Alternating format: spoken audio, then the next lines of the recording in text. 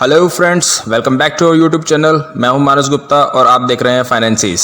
तो जैसे कि लास्ट वीडियो में हमने देखा था कि गवर्नमेंट ऑफ इंडिया ने एमएसएमई को चेंज करके उद्यम कर दिया गया है। और लास्ट वीडियो में हमने देखा था कि जो एंटरप्राइजेस, जो इंडस्ट्रीज पहले से ही एमएसएमई में रजिस्टर्ड हैं, उनको उद्यम में कैसे रजिस्ट्रेशन लेना है। और ये उसकी सेकंड वीडियो है जिसमें हम देखेंगे कि जो पार्टी एमएसएमई में रजिस्टर्ड नहीं है, आज तक जिन्होंने रजिस्ट्रेशन नहीं लिया है, मतलब कि बेसिकली जो न्यू रजिस्ट्रेशंस हैं, उनको उद्यम में किस तरह से रजिस्टर करना है। तो without wasting any much time हम चलते हैं अपने वीडियो की तरफ। और आपको साइट पता ही है, जिन्होंने फर्स्ट वीडियो देखी है, udyogAadhar.gov.in। इसमें मैं आपको जूम करके दिखाता हूँ। यहाँ पे दो ऑप्शंस हैं जो कि हमने लास्ट वीडियो में देखा था। For those already having registered under उद्योग आधार, मतलब कि एमएसएमई में। और आज हम देखेंगे जिन्होंने अभी तक रजिस्ट्रेशन नहीं लिया है उनको किस तरह से रजिस्टर करना है। तो हम सीधा चलते हैं इस पे जैसे ही आप जाएंगे तो आपको पता है कि एमएसएमई भी जो था वो आधार बेस्ड रजिस्ट्रेशन था। सिमिलरली उद्यम जो है ज़्यादा चेंज नहीं है, सिर्फ नाम में चेंज है। बाकी कुछ स्कीम्स वगैरह हैं वो बढ़ा दी गई हैं। यहाँ पे आपको अपना आधार नंबर डालना है जिसका भी आपको रजिस्ट्रेशन करना है, और फिर उनका नाम जो कि आधार कार्ड में मेंशन है। जब आप ये डालेंगे तो उसके नीचे आपको वैलिडेट करने के लिए एक ऑप्शन दिखेगा, वैलिडेट एंड जनरेट ओटीपी। आपको इस पर क्लिक करना है। जो भी मोबाइल नंबर आपके आधार कार्ड पर डाला हुआ होगा उस पर एक ओटीपी जाएगा। उस ओटीपी को आपको यहाँ पे डालना है। ओटीपी जैसे ही आप आता है आपके पास, आप ओटीपी डाल दीजिए और देन इसको आप वैलिडेट कर दीजिए। ये ऑटोमेटिकली उसको वैलिडेट करेगा कि ये सही आपने ओटीपी डाला है, सही पर्सन है नहीं। उसके बाद ये पूछ रहा है कि टाइप ऑफ ऑर्गेनाइजेशन जिसका आप एमएसएमई यानी कि उद्यम में रजिस्ट्रेशन करने जा रहे हैं, उसका कॉन्स्टिट्यूशन क्या है। क्या वो प्रोप्राइटरशिप फर्म है, पार्टनरशिप है, एचयूएफ है, क्या है। यहाँ पे इस केस में ये प्रोप्राइटरशिप फर्म है तो हम इसको प्रोप्राइटरी सेलेक्ट कर लेते हैं। उसके बाद वो पूछ रहा है कि क्या आपके पास पैन नंबर है, तो यहाँ पे आपको येस या नो अकॉर्डिंगली करना है और जो उसका पैन नंबर है उसको यहाँ पे डाल देना है। एंड देन वैलिडेट पैन को वैलिडेट करने के लिए परमिशन देनी है। ये क्या करेंगे, ये पैन के डाटाबेस को उठाएंगे और उससे इनकम टैक्स को भी लिंक करेंगे और उससे जो भी नेसेसरी इन्फॉर्मेशन चाहिए वो ऑटोमेटिकली पिक कर लेंगे। देखिए यहाँ पे क्या लिखा आ रहा है, your PAN has been validated successfully, the fields in the form which have been closed. मतलब जो नीचे फॉर्म है जो हमें फिल करना है रजिस्ट्रेशन के लिए, उसमें जो भी फील्ड्स क्लोज है, मतलब जो भरने के लिए अवेलेबल नहीं है, वो अपने आप ऑटोफिल हो जाएंगी एक बार जब पैन से डाटा सारा ऑटो टिक कर लिया जाएगा। अब ये पूछ रहा है have you field financial year 2018-19 की आईटीआर, लेकिन ये जो है एक नई रजिस्ट्रेशन है, इन्होंने अभी तक अपनी आईटीआर नहीं भरी है। ये पूछ रहे हैं कि आपके पास जीएसटी नंबर है, वो आपको बता देना है येस या नो। एक चीज़ और है कि उद्यम रजिस्ट्रेशन में जीएसटी नंबर कंपलसरी है फ्रॉम 1 अप्रैल 2021। तो अगर आपने अपना जीएसटी नंबर नहीं लिया है तो आपके पास अभी काफ़ी टाइम है, अराउंड 9 मंथ्स, तो आप अपना जीएसटी में रजिस्ट्रेशन करा सकते हैं। हम नीचे चलते हैं फॉर्म की तरफ। इसमें ही सबसे पहले क्या पूछ रहा है, नाम उसने आधार से पिक कर लिया है। उसके बाद आपको उनका मोबाइल नंबर डालना है, then email ID,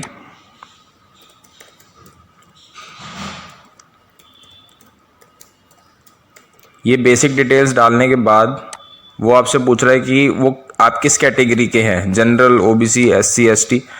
then gender, physically handicap हैं या फिर नहीं। ये जब बेसिक डिटेल पूछ लेगा उसके बाद वो पूछेगा एंटरप्राइज की डिटेल, मतलब कि business details, name of enterprise. लेकिन ये जो है ये अभी सारा ब्लॉक है। इसके नीचे आइए, यहाँ पे ऑफिशियल एड्रेस, वो पहले एड्रेस पूछ रहा है, आप एड्रेस भी भरिए उस फर्म का। तो जो भी आपकी स्ट्रीट है या जो भी प्रॉपर एड्रेस है आपको वो यहाँ पे डाल देना है। मैं इसका कंप्लीट करता हूँ फिर हम आगे चलते हैं।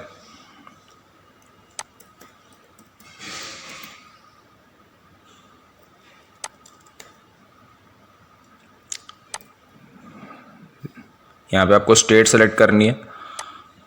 स्टेट जैसे आप सेलेक्ट करेंगे उसके बाद ही डिस्ट्रिक्ट का ऑप्शन अवेलेबल होगा आपके सामने। और जब आप ये भर देंगे उसके बाद आपको और नीचे चलना है उसके उसमें वो पूछ रहे कि प्रीवियस यूएएम रजिस्ट्रेशन नंबर, अगर एमएसएमई में पहले से हम रजिस्टर्ड होते तो हम इस ऑप्शन में आते ही नहीं।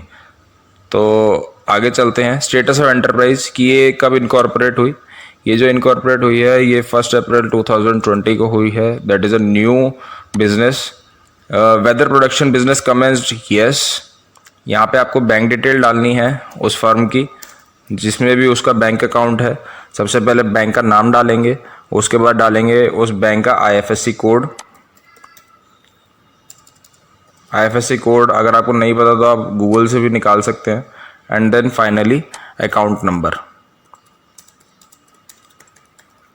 जब आपने ये सारी बिजनेस की डिटेल डाल ली उसके बाद वो पूछ रहा है कि मेजर एक्टिविटी ऑफ यूनिट, कि वो जो आपकी यूनिट है वो एक्चुअल में करती क्या है। आपको पता है उद्यम रजिस्ट्रेशन या पहले जो एमएसएमई रजिस्ट्रेशन था वो सिर्फ मैन्युफैक्चरिंग और सर्विस प्रोवाइडर्स के लिए था, ट्रेडर्स के लिए दिस इज नॉट अलाउड। तो ये जो कंपनी है सर्विस प्रोवाइड करती है।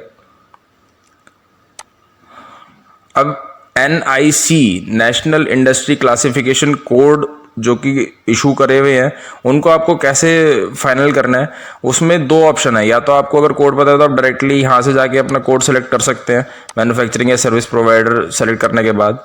लेकिन आपको अगर नहीं पता तो फिर यहाँ पे आप उससे रिलेटेड कोई भी नाम जैसे ही लिखेंगे तो उससे रिलेटेड जितनी भी एक्टिविटीज़ होंगी वो सारी की सारी शो करेगा।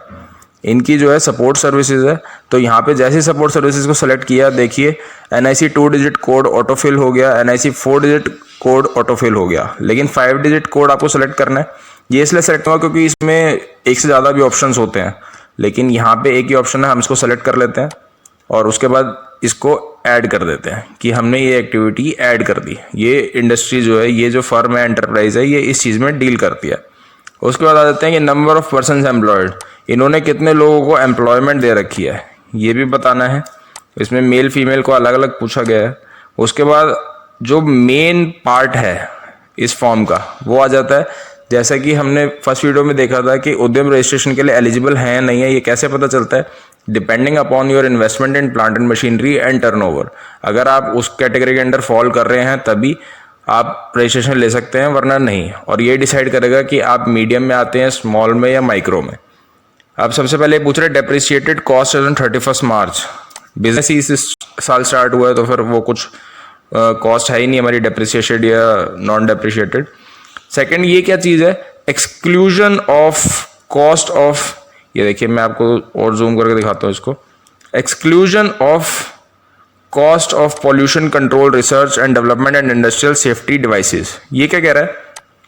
यहाँ पे आपने डेप्रिशिएटेड कॉस्ट भरी थी कि पिछले साल में, मतलब 31 मार्च 2020 में आपकी डेप्रिसिएशन घटाने के बाद फिक्स एसेट्स की क्या वैल्यू आई है, लेकिन इसमें से वो एक्सक्लूड कर रहा है कौन सा, कि अगर आपने कुछ ऐसे डिवाइसेस या कुछ ऐसे मेजर्स ले रखे हैं जो पॉल्यूशन कंट्रोल करते हैं, या आपका R&D से रिलेटेड जो भी फिक्स एसेट हैं या इंडस्ट्रियल सेफ्टी डिवाइसेस से रिलेटेड, तो उसका जो वैल्यू है आपको अलग से लिखनी है और ये उसको सब्ट्रैक्ट करके दिखाएगा। जैसे मैं आपको अगर सिर्फ एग्जाम्पल के लिए दिखाऊं, हमारे टोटल एसेट 1 लाख रुपए थे, जिसमें से कि 20,000 रुपये जो हैं हमारे वो थे कि जो पोल्यूशन को कंट्रोल कर रहे थे, या हमारे R&D पे हमने खर्चा किया हुआ था और उसको कैपिटलाइज किया हुआ था। तो इसमें नेट इन्वेस्टमेंट कितनी ले रहा है, 80,000। तो आपको ये दोनों फिगरें अलग अलग दिखानी है जैसा कि इसमें पूछा गया है। लेकिन ये नया रजिस्ट्रेशन है, इसका पिछले साल में कोई एसेट नहीं था, तो यहाँ पे हम दोनों में 0-0 भर देते हैं। टर्नओवर लास्ट ईयर 0 थी। इसमें टर्नओवर भी दो चीज तरह से पूछ रहा है कि टोटल टर्नओवर कितनी थी आपकी पिछले साल में, जिसमें से टर्नओवर की डेफिनेशन में एक्सपोर्ट टर्नओवर को एक्सक्लूड किया गया है। तो अगर आप एक्सपोर्टर हैं तो फिर आप, या आपने कुछ भी एक्सपोर्ट किया है तो आपको एक्सपोर्ट टर्नओवर भी अलग से दिखानी पड़ेगी। उसके बाद क्या पूछ रहे हैं, दो एक बहुत ही इंपॉर्टेंट चीज़ें हैं कि are you interested to get registered on GeM portal. GeM portal और सेकेंड है ट्रेड्स पोर्टल। जेम पोर्टल क्या होता है, जेम पोर्टल पे जितने भी गवर्नमेंट ऑर्गेनाइजेशंस हैं ऑल ओवर इंडिया वो अपने कॉन्ट्रैक्ट्स डालती हैं। कि फॉर एग्जांपल एक छोटा सा मैं आपको एग्जांपल देता हूँ कि कोई भी लेट्स सपोज एक एयरफोर्स स्टेशन है, हमारे यहाँ फरीदाबाद का ही है, उसको अपने लिए कोई बैरियर्स बनवाने हैं या ऑफिस का कुछ स्टेशनरी खरीदना है, तो गवर्नमेंट की ऑर्गेनाइजेशन डायरेक्ट मार्केट से जाके नहीं खरीद सकती, उनको जेम पोर्टल पे डालना होता है।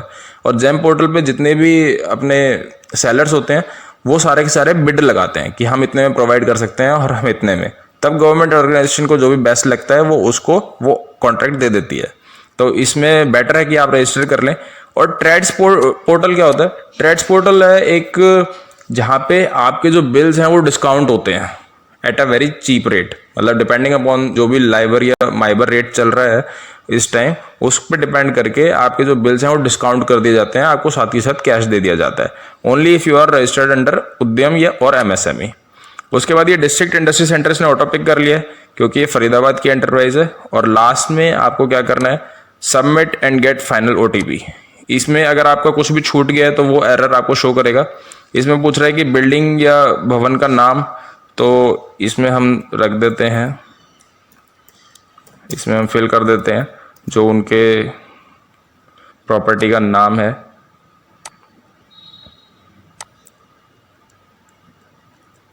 और जो भी छूट गया है वो आप फिल कर सकते हैं यहाँ पे, वो सारी एरर आपको शो कर देगा। डेट ऑफ कमेंसमेंट, मतलब ये डेट ऑफ इनकॉर्पोरेशन पूछी थी और डेट ऑफ कमेंसमेंट की आपने एक्चुअल में बिजनेस कब से स्टार्ट किया है। कंपनी आपने रजिस्टर कभी से भी की हो, लेकिन इनकॉर्पोरेशन की डेट अलग ज़रूर हो सकती है कमेंसमेंट की। तो आपने ये सब फिल कर दिया, देखिए, और कोई भी एरर यहाँ पे शो नहीं कर रहा है। तो आप submit and get final OTP पे जाइए और वो ऊपर आपसे पूछेगा are you sure that you have entered correct data, कि आप श्योर हैं आपने सही डाटा फिल किया है। आप चाहें तो एक बार दोबारा चेक कर सकते हैं। यहाँ पे मैं आपको ओके करके दिखाता हूँ। जैसे आप ओके करेंगे तो फिर एक OTP जाएगा उसी नंबर पे जिस पे कि आप, जो कि आपके आधार नंबर पे डला हुआ है। आपको कुछ नहीं करना, बस उस OTP का वेट करना है, उस OTP को यहाँ पे डाल देना है। जितने OTP आता है मैं यहाँ पे कैप्चा फिल कर लेता हूँ। भी OTP आया आपको उसको यहाँ पे फिल कर देना है and then last but not the least final submit. इससे पहले आप चाहें तो एक बार और रिव्यू कर सकते हैं। और यहाँ देखिए ऊपर उद्यम registration submitted successfully, your Udyam registration number is this. इसको आप चाहें तो कॉपी कर सकते हैं या फिर इसकी एक फ़ोटो ले लीजिए ताकि आपके पास ये रहे। स्टिल आपको एक प्रिंट आउट के लिए रिसिप्ट मिलेगी जैसे आप इसको ओके करेंगे। जब आप ओके करते हैं तो ये देखिए, ये आपकी एप्लीकेशन सबमिट हो गई है। Thank you for visiting Udyam registration portal. Thank you for visiting. और आपका जो रजिस्ट्रेशन नंबर है वो ये है। On verification and completion of registration process your Udyam registration certificate will be issued. मतलब अभी क्या हो रहा है कि आपको ये नंबर दिया जा रहा है लेकिन अभी सर्टिफिकेट्स हमें नहीं मिल रहे, ना इस पर कोई डाउनलोड करने का ऑप्शन आ रहा है। तो आपको क्या करना है, सिर्फ कुछ दिन के लिए वेट करना है। गवर्नमेंट जल्दी इस पे अपडेट लाएगी और जितने भी सर्टिफिकेट पेंडिंग है वो सारे के सारे आपको इशू कर देगी। आप चाहें तो इसका एक प्रिंट आउट ले सकते हैं और इसको सेव करके रख सकते हैं अपने पास ताकि फ्यूचर में आपको ये नंबर ढूंढने की ज़रूरत ना पड़े। तो गाइज़ आपने देख लिया, बहुत ही सिंपल तरीका है जिससे कि आप उद्यम रजिस्ट्रेशन कर सकते हैं। और हमने ट्रेड्स और जेम पोर्टल के बारे में भी थोड़ा सा जाना। तो आई होप गाइज़ आपको ये वीडियो हेल्पफुल लगी हो। टिल देन आप हमारे साथ जुड़े रहिए और अच्छी वीडियोस के लिए। Till then stay safe, stay at home. Thank you so much.